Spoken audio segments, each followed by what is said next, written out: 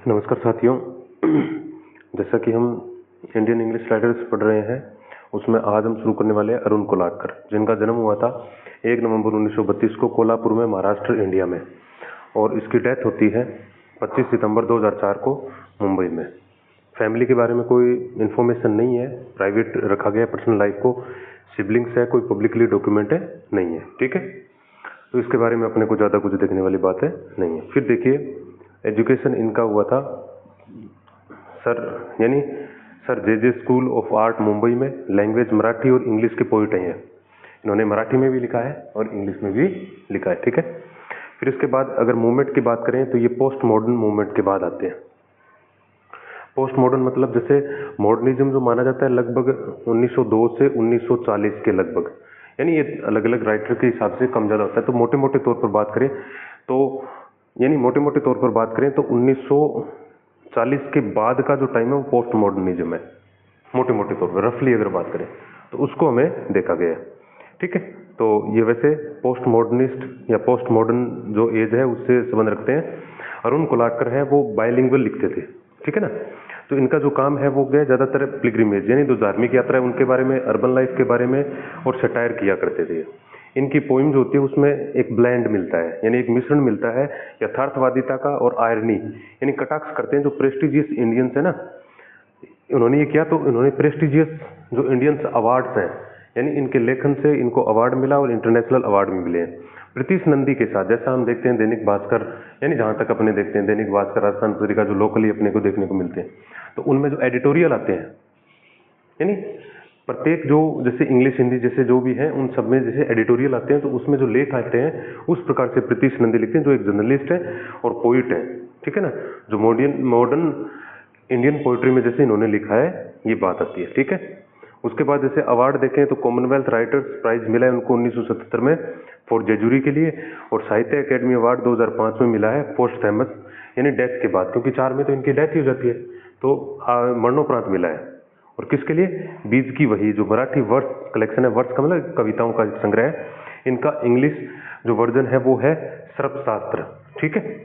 फिर देखिए इनकी जो कविताएं हैं वो एडिटेड की गई थी अरविंद कृष्ण मेहरोत्रा के द्वारा, और पोइम जो है वो सेटारिकल थी टोन में, वास्तविकता थी उसके वर्णन में, रियलिस्टिक इन डिस्क्रिप्शन, ठीक है। तो ये अपने क्वेश्चन जैसे पूछे जाए उसमें देखना है। ये काफी प्रभावित थे, जो एक अमेरिकन पोइट है जिनका नाम है विलियम कार्लोस विलियम्स, उससे काफी प्रभावित थे। और इनका जो वर्णन है ज्यादातर इन्होंने जो लिखा है वो अंडरवर्ल्ड की जो लाइफ है ना बॉम्बे की, उसके बारे में भी इन्होंने लिखा है। फिर जैसे इनके वर्क्स में देखें सबसे पहले तो जेजुरी आता है, जो एक पिलग्रिमेज है टू जेजुरी, एक जगह का नाम है, जो एक जर्नी बनती है आयरनी और इनर क्वेश्चनिंग के बारे में। और पोइट जो है वो कॉन्ट्रास्ट करता है जो रिलीजियस डिके, जो पतन हो रहा है उसमें, और व्यक्तिगत जो अविश्वास है उसमें।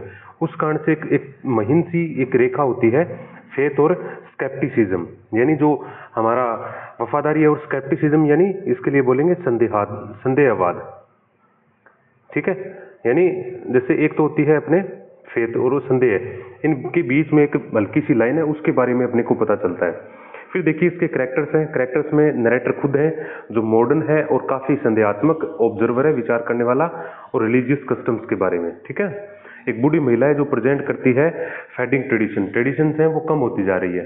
तो एक बूढ़ी महिला है तो जैसे उसकी वृद्धावस्था है तो जो ट्रेडिशंस है वो कम होती जा रही है, जो एक बहुत ही हैर्स यानी कठोर रियलिटी शो करती है। चैतन्य एक डिवाइन प्रेजेंस है जो एंशिएंट डिवोशन के बारे में बतलाता है। बस ड्राइवर और पैसेंजर हैं जो एक म्यूडेन लाइफ मतलब होता है सांसारिक जो वर्ल्डली जो लाइफ है ना उसके बारे में बतलाते हैं, और स्पिरिचुअल डिटैचमेंट, और जो स्पिरिचुअल डिटैचमेंट यानी जो अलगाव है उसके बारे में बताते हैं। इसका जो जोनर है वो जैसे इसमें पिलग्रिमेज पोइम सीक्वेंस है, मॉडर्न इंडियन इंग्लिश पोइट्री के बारे में बताता है, और पोस्ट मॉडर्न सटायर के बारे में बताता है। थीम जो है इसमें वो है लॉस ऑफ फेथ, ठीक है ना। लॉस ऑफ फेथ कन्फ्लिक्ट है ओल्ड बिलीफ में और मॉडर्निटी में। रिलीजियस आयरनी है ये, और स्पिरिचुअल यानी आध्यात्मिक तौर पर मनुष्य जो है वो एकदम खाली होता जा रहा है, उसके बारे में बात करता है। फिर आता है काला घोड़ा। काला घोड़ा पोइम जो 2004 में यानी अपने अंतिम समय में लिखी उन्होंने। ये जो है अर्बन सोसाइटी, अर्बन पोइट्री है जो कलेक्शन क्रिटिक करता है चाउज। चाउज का मतलब अपने बोलेंगे जो अराजकता फैली है, अराजकता, और जो आयरनी है कटाक्ष करता है वाइटलिटी मतलब संजीवितता और बॉम्बे लाइफ के बारे में। इसमें हमर है, पॉलिटिक्स और सोरियल, यानी जो इमेजरी बतलाई गई है, एक रियल जो इमेज है वो बतलाई गई है, जिससे क्या है कल्चरल जो विरोधाभास है वो दर्शाया गया है, और सिटी बेस्ड जो शहरों में जो अलगाव है उसके बारे में बात हो रही है। इसके करेक्टर नरेटर खुद है, जो क्रिटिकल और प्लेफुल ऑब्जर्वर है मुंबई के जीवन के बारे में देखते हैं वो, और यहाँ पे सिटी डिवेलर्स हैं, प्रोस्टिट्यूट यानी वेश्याएं हैं, पॉलिटिशियन है, ये सब क्या दर्शाते हैं, जो अर्बन एब्सर्डिटी, अर्बन एब्सर्डिटी यानी मूर्खता, और अंडरबेली, अंडरबेली का मतलब होता है जघन्य अपराध, जो जघन्य अपराध हो रहे हैं उनके बारे में बतलाता है। ठीक है, इसमें जो आर्टिस्ट और एनिमल्स हैं, जो मेटाफर्स हैं हमारी सोसाइटी की जो हिपोक्रेसी है, पाखंड है, उसके बारे में। ठीक है, ये बात अपने को दर्शाई गई है। जॉनर जो इसका है वो अर्बन सैटारिकल पोइट्री के बारे में है, पोस्ट मॉडर्न फ्री वर्ड्स के बारे में है, इंग्लिश पोइट्री कलेक्शन के बारे में है। थीम इसका जो है वो देखेंगे सिटी लाइफ और इसके पैराडॉक्सेस यानी विरोधाभास के बारे में, करप्शन और चाउज के बारे में बतला रहा है, और आयरनी है सोशल क्रिटिक के बारे में। ठीक है, इसके अलावा जैसे अपने देखें जो बोट राइड है, बोट राइड 1968 में लिखा गया है, एक ब्रीफ सा इवोकेटिव यानी वर्णन करने वाली पोइम है, जो रिफ्लेक्ट करती है फ्लीटिंग एनकाउंटर्स और इंट्रोस्पेक्टिव स्टिलनेस जो है ड्यूरिंग बोट राइड के दौरान, जिसमें ह्यूमन कनेक्शन, प्राकृतिक और जो साइलेंस है, ठीक है ना, ये सब शब्दों के माध्यम से दर्शाया गया है। करेक्टर है वो आत्मचिंतन करता है, आत्मचिंतन करने वाली आवाज है जो रिफ्लेक्ट करती है उसके अकेलेपन और उसकी प्रेजेंस के बारे में। ठीक है, और को पैसेंजर है वो मेटाफर किया गया है, जो पासिंग मोमेंट जो बीत गई, क्योंकि पैसेंजर मिलते हैं चले जाते हैं ऐसे।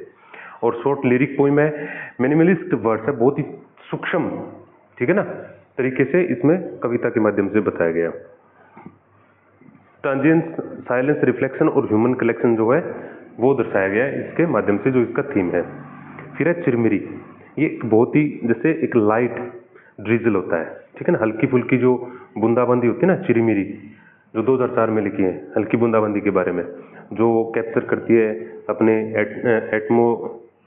एटमोस्फेरिक जो ब्यूटी उसके बारे में, और डेलिकेट ऑब्जर्वेशन, और बहुत ही नाजुक ऑब्जर्वेशन किया गया, जिसमें जो सार बीत गया प्रकृति का और जो अपने आंतरिक मूड जो होता है उसके बहुत ही बिल्कुल बहुत ही बारीक और बहुत ही मेडिटेटिव स्टाइल में बतलाया गया है। इसमें करेक्टर नरेटर खुद है, जो एक पोइटिक ऑब्जर्वर और नेचुरल सब्टिलिटीज के बारे में अपने को बतलाता है।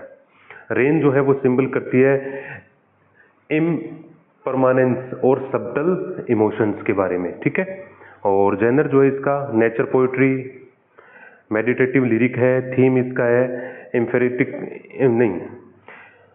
इफेमेरल ब्यूटी और नेचुरल मूड और राइम्स के बारे में आपको बतलाता है। ठीक है, क्वाइट इंट्रोस्पेक्शन है, एक बहुत ही आत्मचिंतन किया गया एकदम पूर्ण रूप से, ये बात इसके अंतर्गत अपने को बतलाई गई है।